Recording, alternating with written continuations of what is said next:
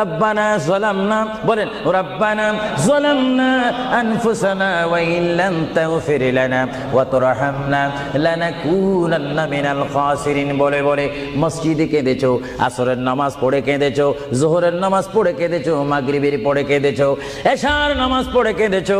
এ বান্দা, নামাজের মুসল্লা যখন বসে যাও, আমি আল্লাহকে তোমরা বারবার বলো, আল্লাহ গো আমার গুনাহ মাফ করে দাও। তারপরও আমি তোমাদের গুনাহ মাফ করে নিই। তারপরও তোমরা নিশি রাত্রে, মানুষ যখন ঘুমে যায়, তোমার বিবি যখন ঘুম যায়, তোমার ছেলে যখন ঘুম যায়, তুমি নিশি রাত্রে ঠান্ডা পানি দিয়ে ওযু বানিয়ে নামাজের মুসল্লায় বসে তুমি আবার যখন ডাক দাও, রব্বুল আলামিন, পৃথিবীর কোনো মানুষ আমার গুনাহ সম্পর্কে জানে না, তুমি আমার গুনাহ সম্পর্কে জানো।